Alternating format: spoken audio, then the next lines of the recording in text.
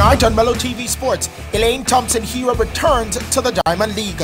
England's women's cricket squad selected for the T20 series versus the Windies. And Lamine Diak jailed for corruption.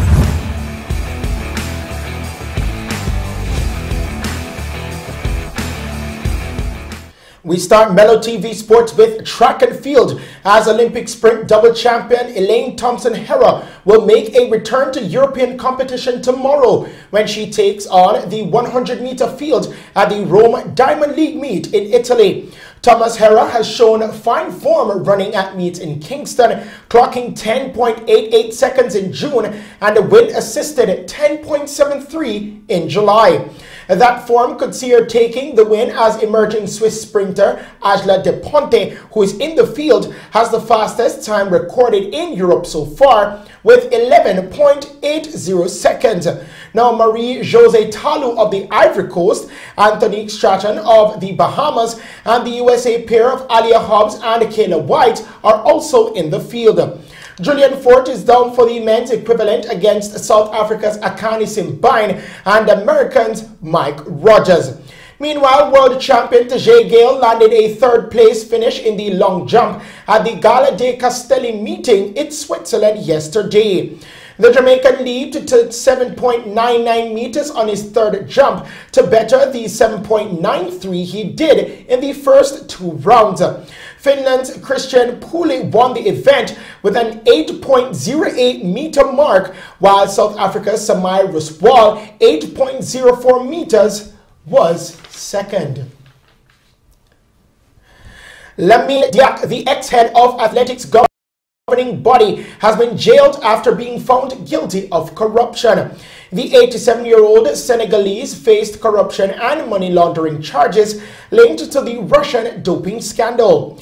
Diak was convicted of accepting bribes from athletes suspected of doping to cover up test results and letting them continue competing, including in the London 2012 Olympic Games.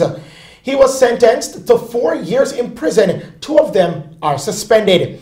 Diak's lawyers said he would be appealing against the judgment, which they called unfair and inhumane.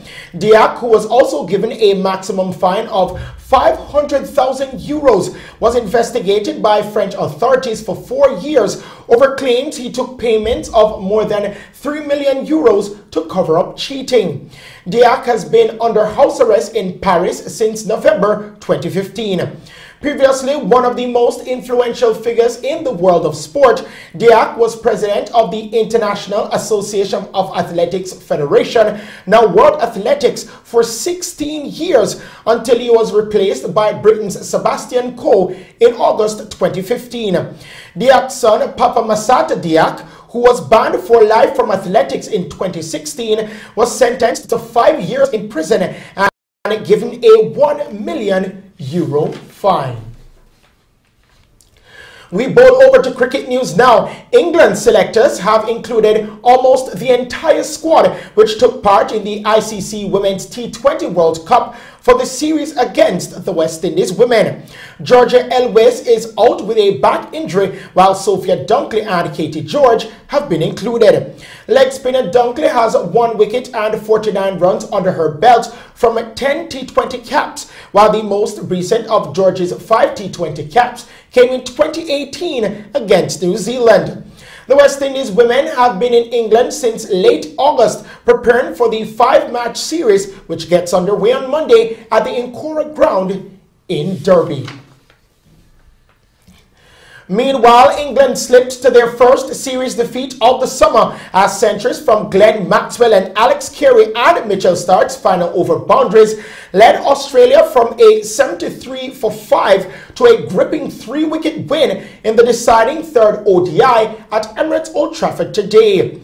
Australia, 3 days after suffering a dramatic collapse to lose the second ODI by 24 runs, humbled again as they chased 303 for victory, Christian Vokes and part-time spinner Joe Root sharing 4 wickets. However, Maxwell 108 of 90 deliveries and Carey 106 of 114 profited from spurned England chances in a stand of 212 for the 6th wicket before both batsmen fell towards the death, leaving Australia needing 10 from Adil Rashid's final over. Stark 11 not out of 3 deliveries, smacked the first ball back over Rashid's head for 6 and then swept the 4th away for 4 as Australia inflicted a first home ODI series defeat on their opponents since they triumphed 3-2 in 2015.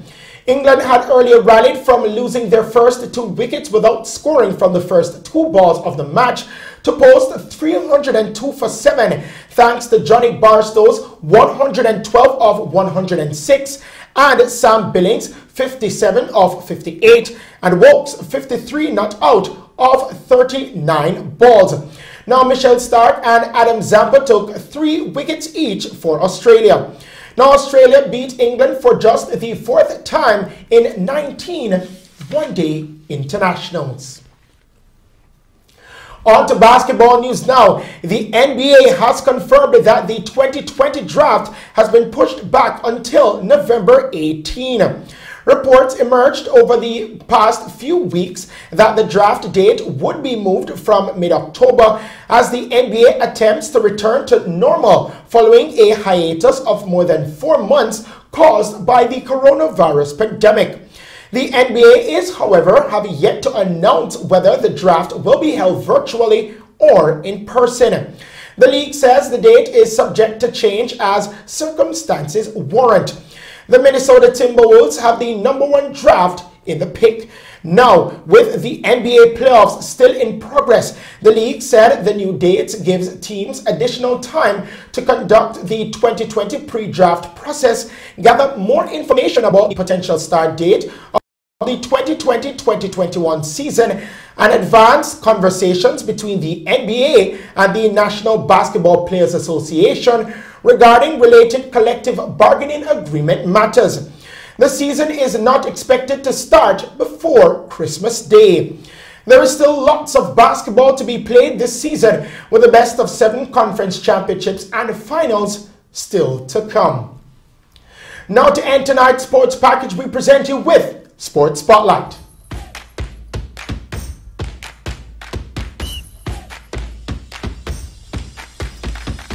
In tonight's Sports Spotlight, I want to speak about the dark horses of the NBA playoffs, and that team is the Miami Heat. Now, in summer of 2019, they acquired Jimmy Buckets Butler from Philadelphia, and it seems as if that was the last piece to the puzzle. The Heat culture that was embedded by Eric Spoelstra, the Heat culture that was embedded by Pat Riley, seems to have already been pumping in the veins of Jimmy Butler. And that Heat culture and the combination of Jay Crowder and Andre Iguodala, rookie Tyler Hero, the man Duncan Robinson, seems to have been working because they're at the Eastern Conference Finals where the first game ended in their favor. The big question is, will they be able to make it to the NBA Finals? We'll just have to find out. This has been Sports Spotlight.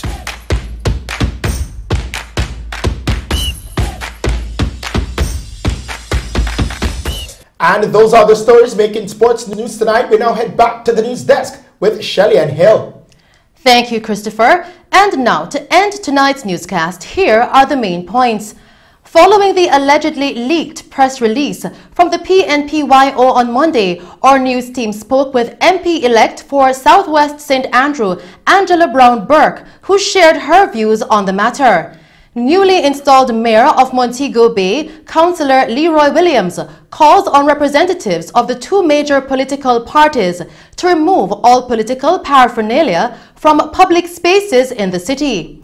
PNP candidate Lisa Hanna declared the winner of the Southeast St. Anne seat after the final day of the magisterial recount, and swift police action leads to the arrest of murder suspect in St. James. And that's our news package for you tonight. Thank you for tuning in to Mello TV Evening News at 8. I am Shelley Hill. Stay safe and pleasant viewing.